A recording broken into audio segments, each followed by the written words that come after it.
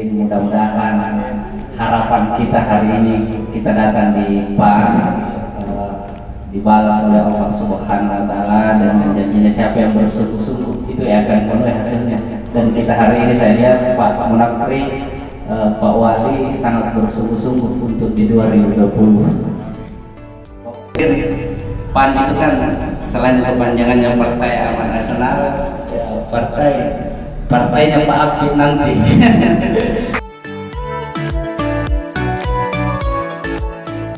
Sebagai partai yang sangat reformis, PAN juga sudah membuktikan bahwa selama lahir partai ini selalu memberikan masukan-masukan yang baik di tingkatan pemerintah kabupaten kota, provinsi maupun di tingkat pemerintahan pusat.